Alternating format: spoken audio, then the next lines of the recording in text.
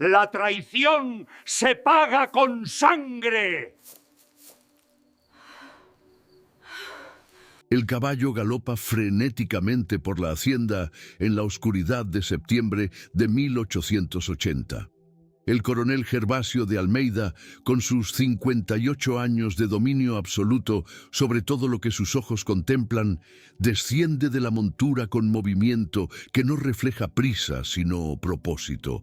Retorna inesperadamente de viaje político que debería haber durado 2 semanas. Retorna con 3 días de anticipación. Y retorna con conocimiento que transformará las próximas horas en acto de violencia tan calculada, tan metódicamente ejecutada, que traumatizará a todos cuantos presencien sus consecuencias. Un criado leal lo observa desde las sombras. Es Roque, sirviente del coronel desde hace 20 años. Hombre cuya lealtad está tan grabada en su ser que cualquier amenaza a la propiedad del coronel lo consume internamente como fuego que devora una vela. Hace 3 días, Roque envió mensaje cifrado, mensaje que debería haber permanecido entre el coronel y sus pensamientos más oscuros. Pero Roque, en su lealtad absoluta, creía que cumplía su deber. La condesa Margarida está con el capataz Teodoro, en el celeiro, ahora. Eso fue lo que escribió, con letra temblona, en pergamino que viajó rápidamente hacia la corte donde el coronel escuchaba discursos políticos mientras su esposa consumía horas en brazos de otro hombre. El coronel no dice nada al descender del caballo, no grita, no golpea, simplemente entra a la casa grande, camina hacia el escritorio privado donde guarda sus documentos más confidenciales, extrae pistola de cañón doble que heredó de su padre y sale nuevamente hacia la oscuridad. Su rostro es máscara de mármol. Sus ojos brillan con algo que va más allá de la rabia. Es la claridad fría de hombre que acaba de hacer elección irreversible sobre cómo terminará esta noche. Y esa noche, inevitablemente, con la precisión de eclipse astronómico, terminará en muerte. El celeiro es estructura de madera ubicada a 100 metros de la casa grande, lugar donde se almacenan herramientas agrícolas, sacos de café, y durante esta noche específica de septiembre de 1880, 2 cuerpos desnudos entrelazados en el urgencia del acto. Cuando el coronel abre la puerta, el sonido de sus botas sobre piso de madera es como trueno silencioso que anuncia la llegada de su propia condenación. Margarida y Teodoro se congelan instantáneamente. Ella grita, primer sonido de miedo que su cuerpo emite en lo que será la noche más larga de su vida. Él intenta levantarse, pero el coronel levanta la pistola con movimiento tan tranquilo que podría estar levantando copa de vino para brindis. Y entonces habla, con voz que parece emanar de las grietas más profundas del infierno. Ustedes creyeron que tenían tiempo, que podían huir, que existía futuro para esto. Pero permítanme explicarles algo que sus mentes simples quizás no comprendieron. Ella me pertenece, él es mi propiedad, y ambos acaban de elegir muerte. Quizás en este momento, mientras escucha cómo una noche de amor secreto se transforma en catástrofe de violencia calculada, se pregunta dónde estamos escuchando esta crónica. ¿Qué rincón del mundo presencia estos relatos de pasión que termina en horror, de transgresión que genera castigo absoluto? Comente de dónde está usted en este preciso momento. ¿Desde qué parte del planeta llega esta voz que narra la destrucción de 2 almas que osaron desafiar la estructura patriarcal del Brasil colonial? Porque historias como esta no son simplemente entretenimiento dramático. Son testimonios de cómo el poder absoluto, cuando es confrontado con la transgresión, responde no con clemencia, sino con barbarie meticulosamente planeada. Su comentario sobre su ubicación nos ayuda a entender que estas historias de injusticia histórica resuenan globalmente. El coronel camina lentamente hacia Margarida, quien permanece paralizada en la paja del celeiro, sus 24 años de juventud repentinamente convertidos en vulnerabilidad absoluta. Ella intenta cubrir su cuerpo desnudo, pero el coronel le ordena que permanezca inmóvil. No te atrevas a cubrirte. Quiero que mires exactamente lo que sucederá. Quiero que cada momento permanezca grabado en tu mente por los segundos de vida que te quedan.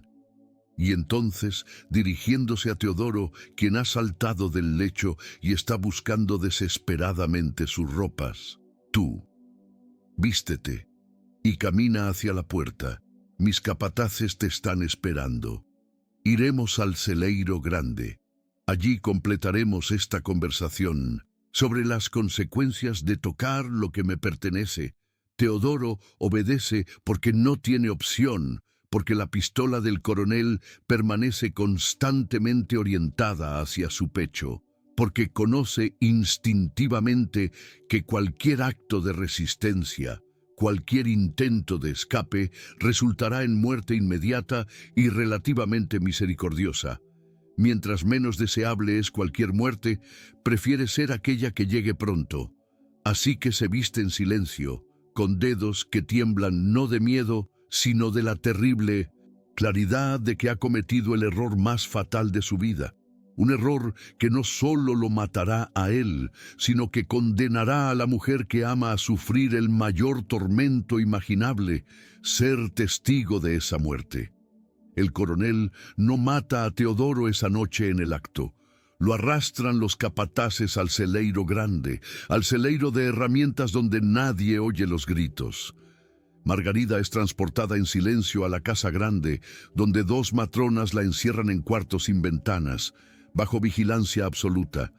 Y lo que ocurre en las horas que siguen es algo que ningún tribunal juzgará, que ningún periódico registrará completamente, que solo será conocido a través de los susurros aterradores de sirvientes que no pueden ignorar lo que sus oídos escuchan, porque el coronel ha decidido que la muerte rápida sería demasiado misericordiosa. Ha decidido que la transgresión requiere lección prolongada. Ha decidido que si alguien en la hacienda osaba violar lo que él consideraba su propiedad absoluta, ese alguien necesitaría morir de forma tal que el tiempo transcurrido entre el primer tormento y el último aliento fuera lo suficientemente largo para que Margarida, encerrada en su cuarto, oyendo cada grito a través de las paredes, comprendiera exactamente qué había generado su acto de amor. Pero para entender completamente la magnitud de lo que está a punto de ocurrir, debemos retroceder 4 años.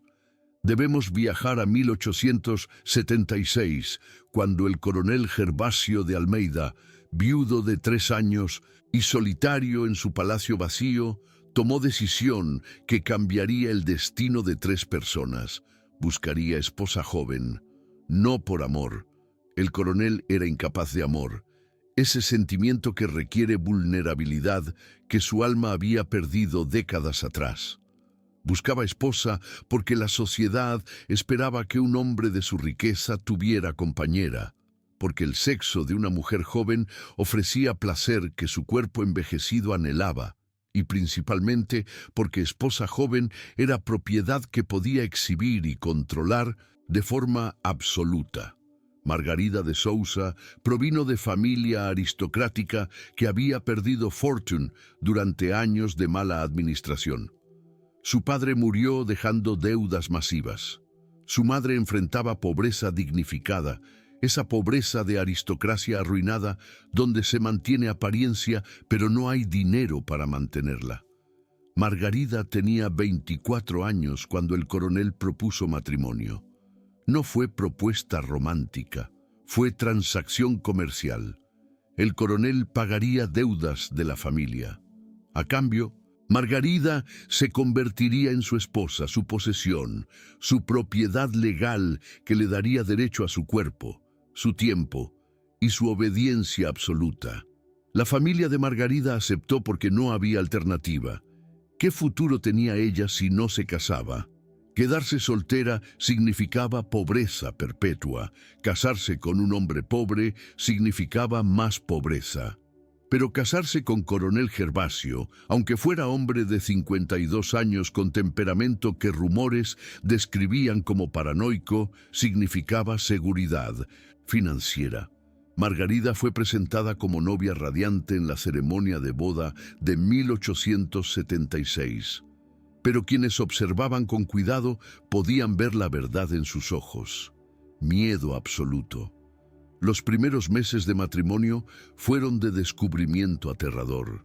El coronel reveló su verdadera naturaleza gradualmente, pero con consistencia. Revisaba posesiones de Margarida buscando cartas o notas comprometedoras.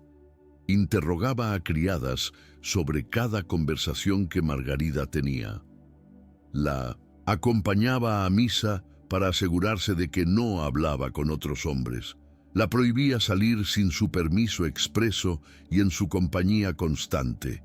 Su ciúmes era enfermedad que crecía cada día, alimentado por paranoia de que una mujer joven no permanecería fascinada eternamente por hombre que duplicaba su edad. Margarida intentó adaptarse. Intentó ser la esposa obediente que la sociedad esperaba. Pero adaptación a prisión nunca es posible completa. El alma permanece capturada pero no domesticada. Y, después de un año de matrimonio, después de experimentar la magnitud total del control que el coronel ejercía sobre cada aspecto de su existencia, Margarida comenzó a experimentar lo que solo puede describirse como muerte lenta. Su sonrisa se convirtió en acto teatral. Sus respuestas se volvieron monosílabas. Su cuerpo obedecía, pero su espíritu se evaporaba gradualmente, como agua bajo sol del sertón. Fue en 1878 cuando Teodoro llegó a la hacienda como nuevo capataz mor. Teodoro provenía de combinación que la sociedad brasileña del período consideraba complicada. Hijo de esclavizada con comerciante portugués de piel clara. Legalmente era esclavo, pero su origen mixto y su inteligencia natural lo permitieron trabajar en posición de autoridad que esclavos de origen totalmente africano nunca alcanzarían. Teodoro tenía 28 años cuando llegó. Era fuerte de forma que hombres que trabajaban en escritorios nunca serían. Era inteligente de manera que educación formal no puede enseñar. Y era libre, al menos en la forma en que un esclavo puede ser libre cuando tiene responsabilidades que lo separan de otros esclavos. Desde el primer día, Teodoro y Margarida existieron en dimensión diferente de todos en la hacienda. Ella notó cómo él la miraba, no con lujuria, sino con reconocimiento. Él reconocía en ella lo que ella también reconocía en él. Existencia de personas atrapadas en sistemas que les negaban libertad. El ciúmes del coronel era tan obsesivo, tan vigilante, que cualquier interacción entre Margarida y Teodoro debería haber sido imposible. Pero la imposibilidad, frecuentemente, es lo que más intensamente deseamos. Y lo que comenzó como miradas furtivas se convirtió en toques aparentemente accidentales durante tareas domésticas. Luego, en susurros rápidos cuando el coronel estaba ocupado con negocios. Durante 2 años, de 1878 a 1880, Margarida y Teodoro desarrollaron conexión que trascendía lo físico. Ella le contaba sobre su vida antes del matrimonio, sobre libertad que había conocido y perdido. Él compartía sus propios sueños de emancipación, de compra de su propia libertad, de establecimiento en tierra donde nadie lo reconociera como esclavo. Sus conversaciones eran peligrosas, sus miradas eran incendiarias, pero durante 2 años lograron mantener todo en territorio de negación plausible. El coronel veía lo que quería ver, una esposa que obedecía, un capataz que realizaba sus deberes, La posibilidad de que ambos pudieran estar buscando conexión más allá de su control le parecía inconcebible. En septiembre de 1880, el coronel anunció viaje a la corte para asuntos políticos. Permanecería 2 semanas. Margarida oyó estas palabras como si alguien hubiera abierto puerta de prisión, dejando espacio para escape. 2 semanas sin vigilancia. 2 semanas en las cuales, por primera vez en años, podría respirar sin sentir ojos del coronel sobre cada movimiento. Esa noche, después que el coronel se durmió, ella se acercó a Teodoro, quien dormía en cuarto asignado a capataces, y le susurró: «Tenemos 2 semanas, no más. Después será imposible de nuevo». Él entendió instantáneamente. Ambos sabían qué acción que estaban considerando sería muerte si era descubierta. Pero también entendían que muerte podía arribar de todas formas, lentamente, día tras día bajo vigilancia del coronel. Entonces decidieron vivir. Solo una noche, en el celeiro, donde pudieran estar sin restricción, donde pudieran tocarse libremente, donde pudieran experimentar lo que significaba ser unidos sin culpa ni temor. Eligieron la tercera noche del viaje del coronel. Esa noche hace 3 días. Esa noche cuando el criado Roque, en su lealtad obsesiva al coronel, vio a Teodoro dirigirse al celeiro después del anochecer. Roque sospechó. Roque siguió. Y Roque vio a Margarida entrando minutos después. Y Roque, en lo que creía era cumplimiento de su deber, escribió la carta cifrada que traería de vuelta al coronel 3 días antes de lo esperado, transformando una noche de amor en noche que definiría el significado mismo de horror. El coronel entra al celeiro con pistola en mano y certeza absoluta de que controlará lo que suceda en los próximos minutos. Lo que no anticipa, lo que ningún hombre verdaderamente anticipa, es cómo reacciona el cuerpo humano cuando confronta su propia muerte inminente. Teodoro, completamente desnudo, intenta primero hablar. «Coronel, señor, yo...» Pero el coronel levanta la mano y dice simplemente: «No hables. Tu voz no me interesa, solo tu obediencia». Así que Teodoro calla. Margarida grita, como hemos descrito, pero el coronel ordena silencio también a ella, con tono que transforma palabras simples en decreto ley. Silencio. Observarás. Necesito que presencies cada segundo de lo que sucederá, porque esto es lo que le ocurre a quienes tocan lo que me pertenece. Los capataces llevan a Teodoro al celeiro, grande, estructura de madera más robusta, ubicada más alejada de la casa grande, donde sus gritos no serán escuchados fácilmente por el resto de la hacienda. El coronel ha planeado esto meticulosamente. Ha dejado instrucciones específicas a sus hombres sobre lo que debería ocurrir, aunque nunca lo expresó verbalmente, sino a través de gestos y miradas que todos comprendieron perfectamente. En mundo de esclavitud, donde la brutalidad es idioma común, el coronel es poeta fluido de la violencia. En el celeiro grande, el coronel ordena que Teodoro sea llevado al tronco portugués, instrumento de tortura que combina genialidad de ingeniería con depravación absoluta.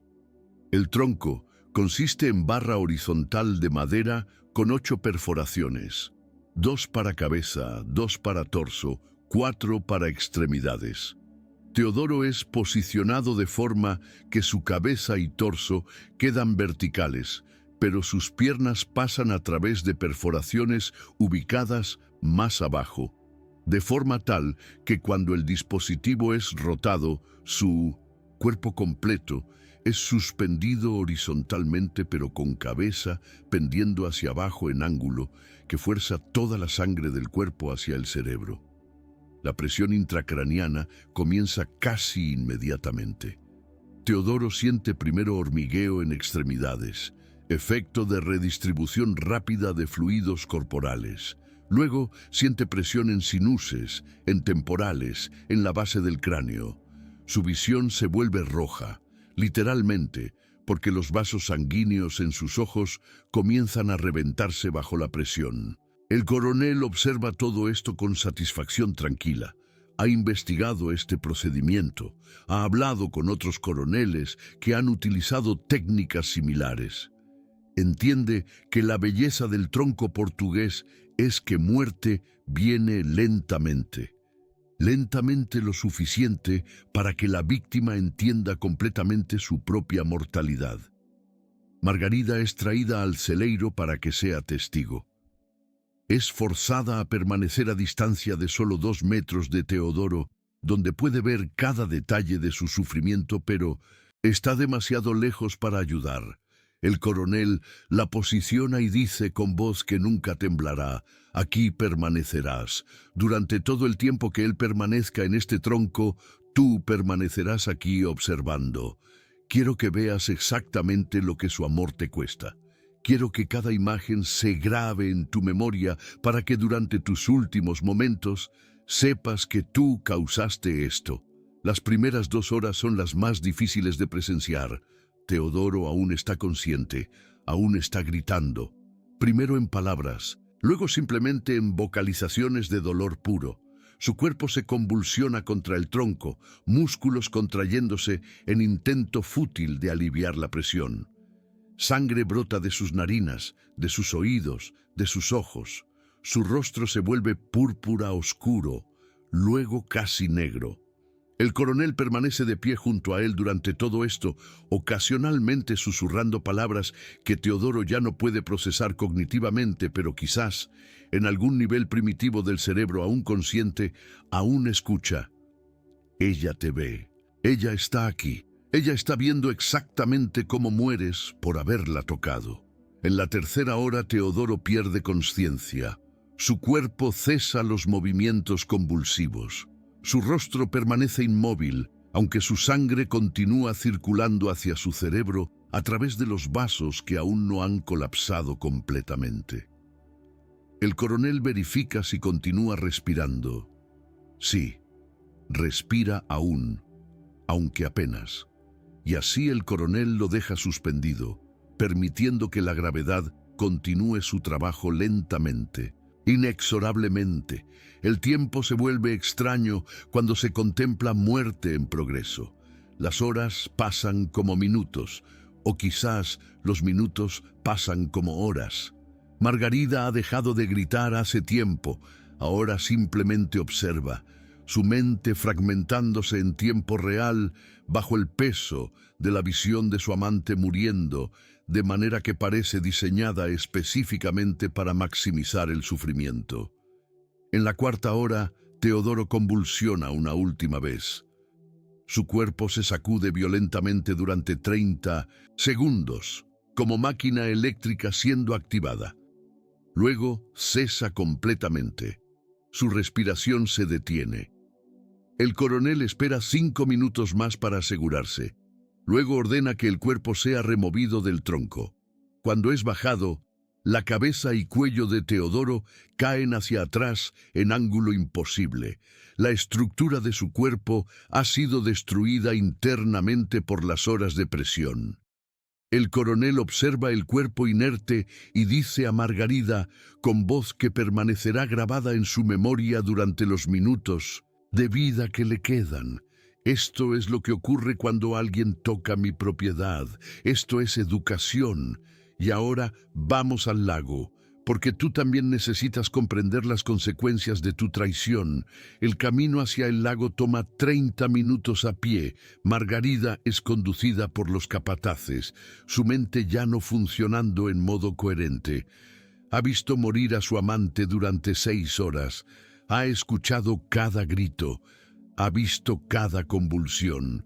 Su psique ha sufrido daño tan profundo que probablemente nunca se hubiera recuperado completamente, incluso si hubiera permanecido viva. El coronel camina detrás de ella, ocasionalmente colocando su mano en su espalda, un gesto de casi ternura, que es quizás más terrorífico que cualquier golpe podría serlo, porque sugiere que todavía existe algún componente dentro del coronel que ve a Margarida como algo diferente a un animal siendo llevado al matadero. O quizás sugiere que su crueldad es tan completa que puede envolverla en gesto de consideración, incluso mientras la conduce hacia su propia aniquilación. El lago de la hacienda es espejo perfecto bajo la luz de luna de septiembre. Es lugar donde Margarida había pasado tardes en su primer año de matrimonio, antes de que el coronel prohibiera tales paseos sin su presencia. Es lugar que representa, en su mente fragmentada, la última libertad que experimentó antes de que el control absoluto se volviera su realidad permanente. Y ahora regresa a este lugar no para encontrar paz, sino para encontrar muerte. El coronel posiciona a 3 criadas como testigos, testigos silenciosos, aterrorizados, que comprenden que cualquier palabra sobre lo que están a punto de presenciar significará su propia ejecución. El coronel se dirige a Margarida con tono que podría ser casi conversacional si no fuera por el contexto de horror absoluto que lo rodea. Tienes una opción, mi querida esposa. Una última consideración que concedo porque una vez te amé, o al menos eso creí entonces. Puedes entrar al agua caminando, dignamente, o puedo obligar que los capataces te arrastren. La ilusión de opción es herramienta psicológica devastadora, porque da a víctima la sensación de agencia en su propia ejecución. Margarida no comprende esto completamente. Su mente ya está tan fragmentada por las horas presenciando muerte de Teodoro que apenas puede procesar palabras. Pero su cuerpo, en algún nivel instintivo, comienza a caminar hacia el agua. Cada paso es pesado. Cada movimiento es como si su cuerpo fuera pilotado por entidad diferente de su mente, porque alguna parte de Margarida, aunque sea mínima, mantiene instinto de supervivencia. Pero esa parte es ahogada por el peso de lo que ha presenciado, por culpa de haber causado la muerte de Teodoro, por comprensión de que el coronel nunca la permitirá vivir ahora que ha sido deshonrado. El agua está fría, sorpresivamente fría para septiembre. Llega a sus tobillos, luego a sus rodillas, luego a su cintura. El coronel la sigue, el agua no le importa. Su traje se empaña, sus botas se llenan de lago, pero continúa hacia adelante, hacia Margarida, que ha cesado de moverse voluntariamente y ahora permanece de pie en agua que le llega al pecho. Cuando llega a ella, el coronel coloca sus manos alrededor de su cuello, no para estrangular inmediatamente, sino para guiarla, para posicionarla, para asegurarse de que cuando el ahogamiento comience será de forma que maximice el tiempo de sufrimiento. Él la guía más profundamente hacia el agua. Ella no resiste. Quizás experimenta alivio en este momento. Quizás la muerte se siente como conclusión bienvenida después de horas de tormento psicológico puro. Cuando el agua alcanza la altura de sus hombros, el coronel coloca su mano en la parte posterior de su cabeza y empuja lentamente, casi ceremónicamente, como si estuviera bautizando en lugar de asesinar. La cabeza de Margarida se sumerge. El reflejo de ahogamiento comienza instantáneamente. Inhalación involuntaria que trae agua a sus pulmones. Su cuerpo se convulsiona.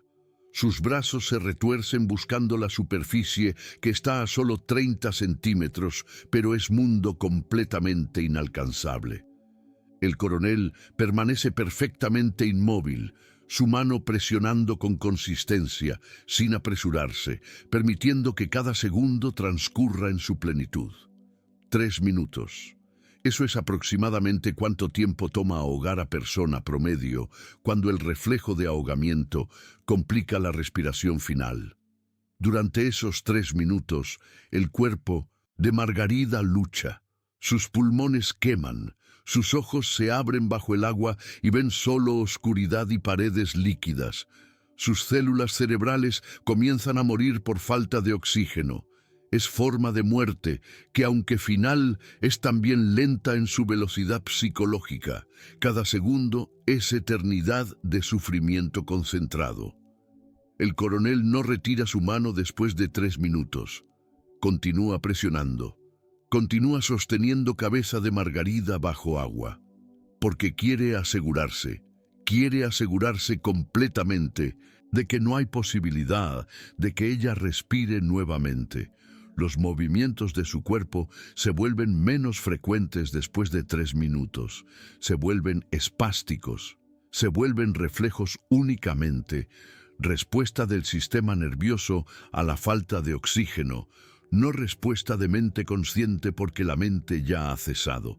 El coronel cuenta en su mente 1, 2, 3, 4, 5, 6, 7, 8, 9, 10.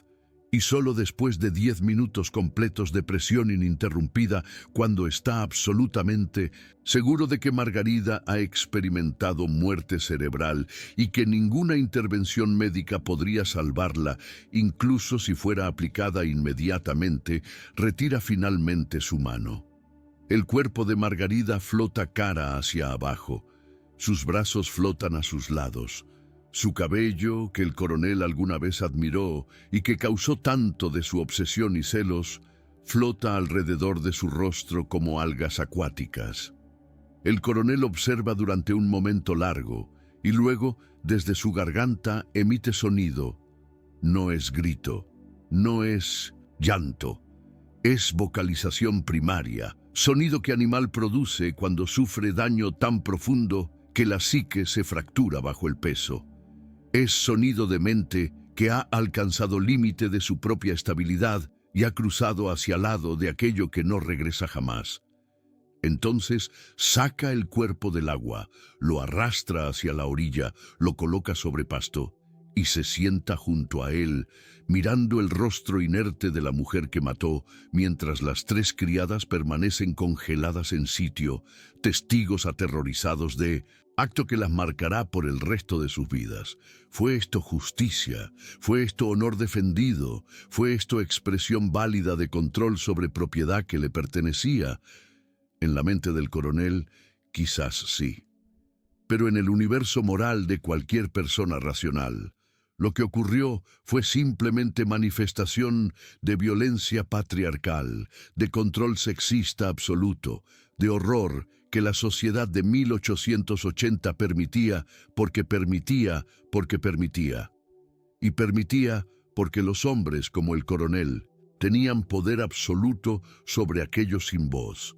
Si usted ha seguido este relato hasta este punto, si ha presenciado junto con nosotros los detalles de cómo el coronel ejecutó lo que él consideraba justicia, pero lo que era simplemente asesinato calculado, primero del hombre que amó a su esposa, luego de su esposa misma, entonces comprende algo fundamental sobre la naturaleza del poder patriarcal. Comprende que en sistema donde hombre es propietario absoluto de mujer y esclavo, donde el honor de hombre es más importante que la vida de aquellos bajo su control, donde el siumes no es emoción, sino justificación para violencia. La muerte puede llegar no en momento de rabia, sino en momento de cálculo perfecto. ¿Debería Margarida haber permanecido en matrimonio de cativero? ¿Debería haber renunciado a su único momento de amor y libertad verdadera por miedo a consecuencias? Estas son preguntas que cada uno debe responder. Pero lo que está claro es que ella y Teodoro pagaron precio absoluto, muerte, por transgresión de amar a alguien que no era su asignado. Comente en qué medida cree que el coronel fue justificado en sus acciones. Comente si en su cultura, en su país, en su tiempo, hay aún estructuras que permiten este tipo de control absoluto sobre otros seres humanos. Porque si no comprendemos cómo el pasado operaba, jamás podremos construir futuro diferente. Roque, El criado leal que envió la carta cifrada que precipitó todo esto desaparece de la hacienda 2 días después de Mindoricigos. Que los cuerpos de Margarida y Teodoro son removidos del lago. Al principio, el coronel no lo nota. El coronel apenas nota nada ahora. Permanece en estado catatónico, caminando por los pasillos de la casa grande, hablando con Margarida como si ella aún estuviera viva.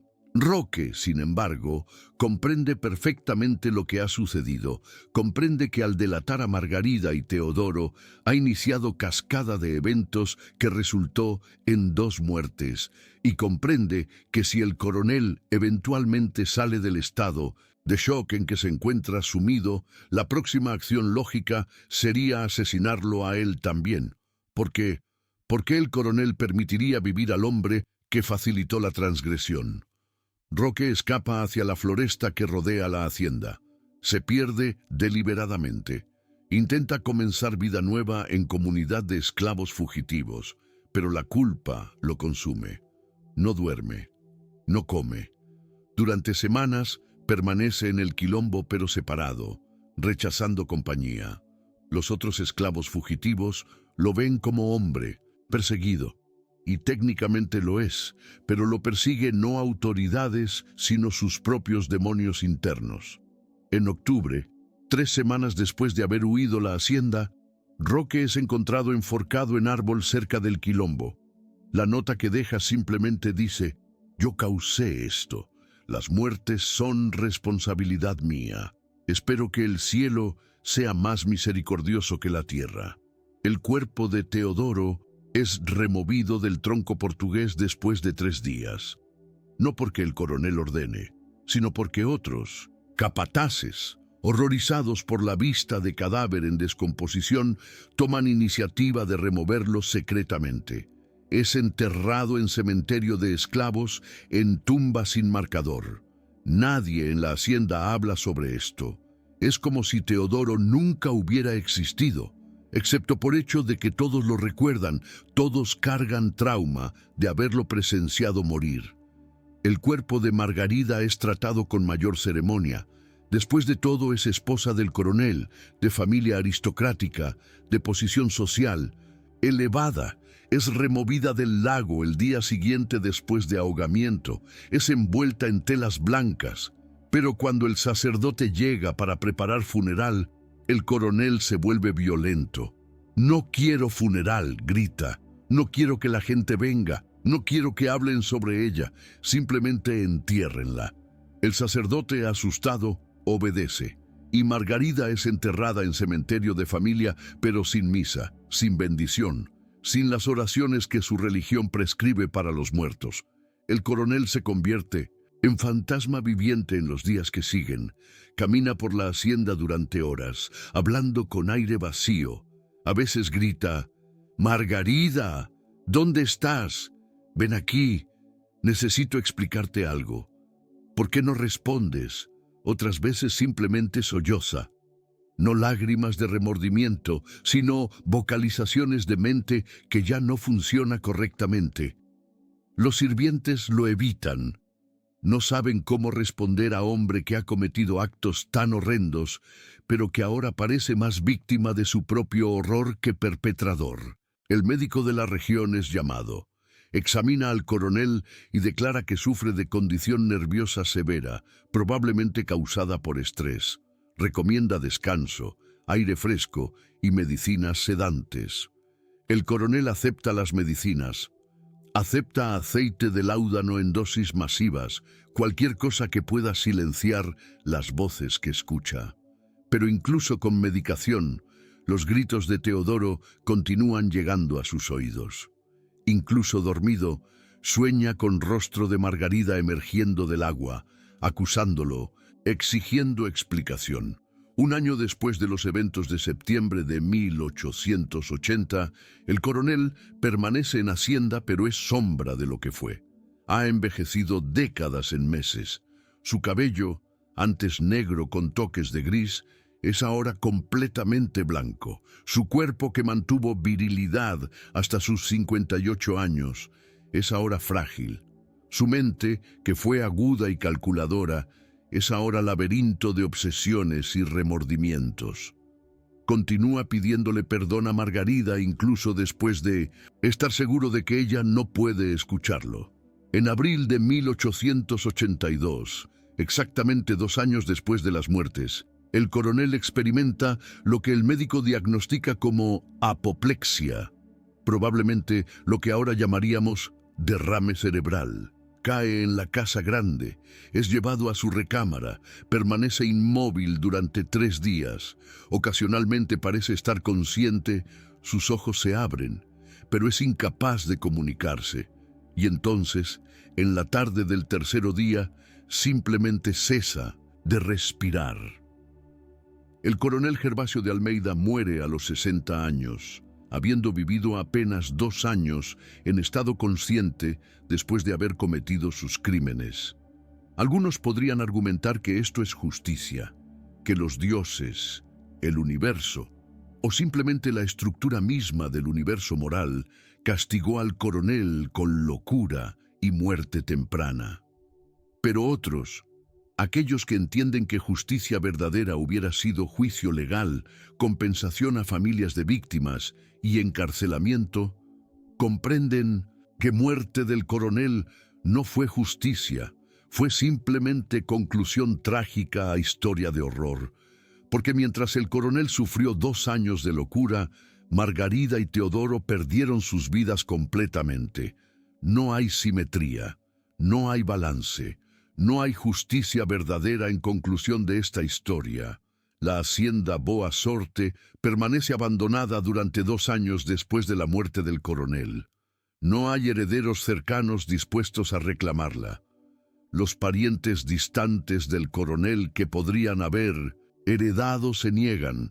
La hacienda, dicen, está maldita, está marcada por el acto de violencia que ocurrió allí, y en comunidad rural del Brasil colonial, donde lo sobrenatural era considerado tan real como lo físico, una hacienda maldita no tenía valor comercial, no importaba qué tan fértil fuera su tierra.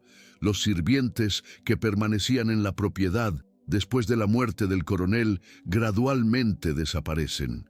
Algunos huyen para buscar trabajo en haciendas menos perturbadas. Otros simplemente se desvanecen en la noche, quizás hacia quilombos donde podrían vivir en libertad relativa. Y aquellos que permanecen reportan fenómenos extraños, gritos escuchados desde el celeiro grande, aunque nadie esté allí. Visiones de hombre que cuelga invertido de madera. Suena de agua siendo agitada en el lago, aunque la superficie permanece inmóvil. Era, por supuesto, manifestación psicológica, trauma colectivo siendo expresado a través del lenguaje del miedo sobrenatural. Pero era también verdad en profunda. La hacienda estaba literalmente embrujada por los eventos que había presenciado. En 1883, año después de la muerte del coronel, nuevo propietario compra la hacienda por precio mínimo. Hombre pragmático, incrédulo en supersticiones, decide que transformará propiedad en exitosa plantación moderna. Invierte capital, trae nuevos sirvientes, intenta restaurar la casa grande. Pero nada funciona como esperaba. Los sirvientes se enferman sin causa médica aparente. Las cosechas no crecen a pesar de tierra fértil. Ganado se comporta de forma errática, como si asustado de algo invisible. Después de 3 años, el nuevo propietario vende la hacienda nuevamente, esta vez a pérdida. Este patrón se repite durante décadas. La hacienda Boa Sorte cambia manos una y otra vez. Cada nuevo propietario llega con optimismo y planes de modernización. Cada uno se va después de breve período, murmurando que la tierra está maldita, que hay algo inherentemente equivocado en el lugar, y gradualmente la hacienda comienza a deteriorarse físicamente también. La casa grande pierde sus techos, las paredes comienzan a colapsar, los campos quedan sin cultivar y lentamente la tierra se reacciona. no de forma sobrenatural, sino simplemente a través de proceso natural de reclamación. La selva comienza a retomar lo que le fue arrebatado. En 1900, 20 años después de la muerte del coronel, historiador local comienza a investigar los eventos de 1880.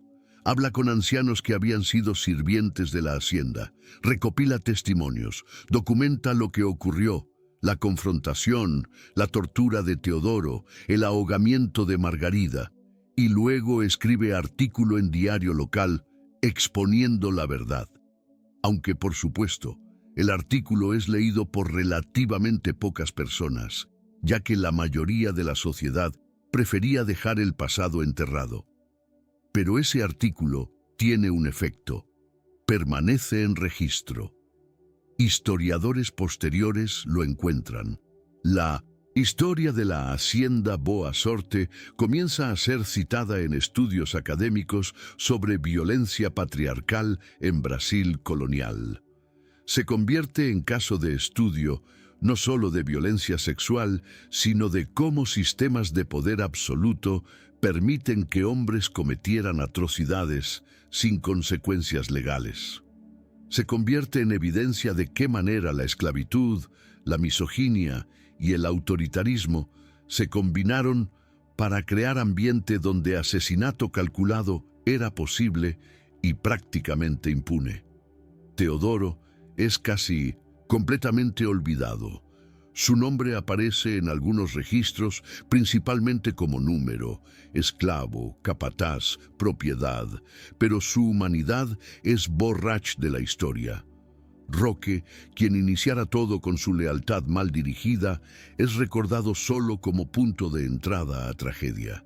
Margarida es recordada un poco más, como víctima, como mujer joven cuya vida fue robada, como símbolo de cómo el matrimonio en ese período podía ser equivalente a esclavitud para mujeres de cualquier clase social. Y el coronel Gervasio de Almeida es recordado como advertencia. Su nombre aparece en textos académicos junto a términos como tiranía doméstica, violencia patriarcal y abuso de poder. Pero incluso en estos contextos académicos hay distancia. Es historia. Es pasado, es algo que ocurrió hace más de un siglo en tierra lejana, perpetrado por hombre cuyo nombre ahora es pronunciado con desprecio educado en lugar de horror visceral. La hacienda misma existe aún, aunque en ruinas. En el siglo XXI fue declarada sitio de importancia histórica, no por su arquitectura, sino por los eventos que ocurrieron allí. Pero es poco visitada. Los turistas tienen sitios históricos más coloridos que visitar, y la hacienda Boa Sorte permanece principalmente abandonada, excepto durante lluvias, cuando investigadores ocasionalmente vienen para documentar su deterioro continuo. El lago donde Margarida fue ahogada aún existe. El celeiro donde Teodoro fue torturado aún se yergue, aunque sus muros están comenzando a colapsar. Y en ambos lugares, en cualquier momento cuando la luz es correcta y el viento sopla de forma particular, algunos visitantes reportan escuchar sonidos que no pueden ser explicados racionalmente. ¿Cuál es la lección final de esta crónica de horror patriarcal, de violencia calculada, de amor que fue castigado con muerte? Quizás la lección más obvia es que sistemas de poder absoluto, donde un hombre controla completamente a su esposa, donde puede hacer lo que desee con esclavos sin consecuencia legal, donde el honor masculino justifica cualquier acto de violencia, producen inevitablemente tragedias. Pero hay lección más profunda también, que estos sistemas persisten no por accidente, sino por diseño. La sociedad de 1880 no juzgó al coronel porque la sociedad aprobaba fundamentalmente lo que había hecho. Quizás lo habría realizado de forma menos brutal. Quizás habría permitido que su esposa viviera. Pero el derecho del coronel a castigar Infidelidad, con muerte si lo deseaba, era considerado derecho fundamental de propiedad. Margarida no fue asesinada por hombre loco, fue asesinada por hombre perfectamente racional, operando dentro de sistemas que permitían tal asesinato. Teodoro no fue torturado porque el coronel fuera excepción salvaje entre hombres. Fue torturado porque estructura de esclavitud permitía que cuerpos de esclavos fueran usados para comunicar mensajes de propiedad y control. El horror de esta historia no es que ocurrió, es que ocurrió miles de veces, de formas variadas, en miles de haciendas a través de Brasil colonial. Esta historia particular es recordada solamente porque historiador local decidió documentarla. La mayoría de historias similares nunca fueron documentadas. Permanecen enterradas en memoria de descendientes traumatizados que simplemente quieren olvidar. Entonces, ¿cómo honramos a Margarida y Teodoro? No podemos resucitarlos. No podemos darles vidas que fueron robadas. No podemos deshacer violencia que sufrieron, pero podemos al menos recordar. Podemos decir sus nombres en voz alta. Podemos documentar lo que sucedió. Podemos rechazar la narrativa de que sus muertes fueron consecuencia de su transgresión, porque su única transgresión fue amar a alguien que no era su asignado por sociedad patriarcal. Podemos usar esta historia como recordatorio de cómo sistemas de poder absoluto operan, de cómo justifican la violencia, de cómo transforman el asesinato en acto de honor. Y podemos rechazar la narrativa de que esto es simplemente historia, que sucedió hace más de 140 años y por lo tanto es irrelevante a mundo contemporáneo, porque aunque los detalles específicos varían, los patrones persisten. Hombres continúan usando violencia contra mujeres bajo pretexto de honor y propiedad. Estructuras de poder continúan permitiendo que perpetradores escapen sin consecuencias legales, y mujeres continúan siendo tratadas como propiedad que puede ser controlada, monitorizada y destruida si transgrede los límites asignados a ella. La historia del coronel Gervasio de Almeida, Margarida de Sousa y Teodoro es historia de 1880, pero es también historia de hoy. Es historia de cada mujer que es controlada por compañero.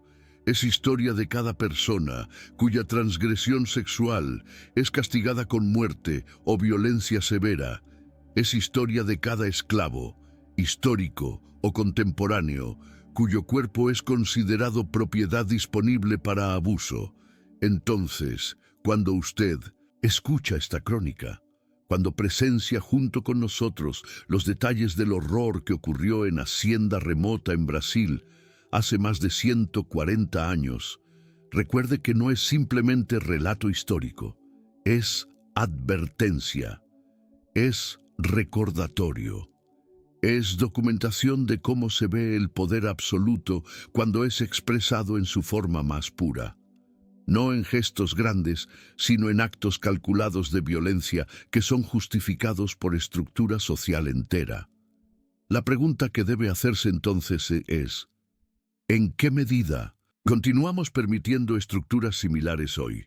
¿En qué culturas, en qué comunidades, en qué relaciones continúan existiendo formas de poder patriarcal que, aunque menos letales que en época de coronel, continúan siendo fundamentalmente injustas? ¿Y qué haríamos si amásemos a alguien que nos era prohibido amar? ¿Aceptaríamos la prohibición? ¿O arriesgaríamos todo, como Margarida y Teodoro lo hicieron, sabiendo que el riesgo podría ser muerte? Estos son preguntas que cada uno debe responder para sí mismo, Pero lo que está claro es que historia de la Hacienda Boa Sorte es historia de gente real que sufrió injusticia real bajo sistemas reales, y que su sufrimiento merece ser recordado no como curiosidad histórica, sino como testimonio de lo que sucede cuando permitimos que poder absoluto sea ejercido sin restricción. Si esta crónica de amor prohibido, de castigo patriarcal, de violencia calculada, le ha tocado de alguna manera, si le ha hecho reflexionar sobre estructuras de poder en su propia vida, su propia comunidad, su propia sociedad, entonces lo invitamos a que comente. Cuéntenos, ¿en dónde está escuchando estas palabras? ¿Qué parte del mundo presencia estas historias de injusticia colonial transmitidas a través de tiempo? ¿Y qué promesa hace consigo mismo sobre qué hará para rechazar estructuras de poder absoluto en su propia vida?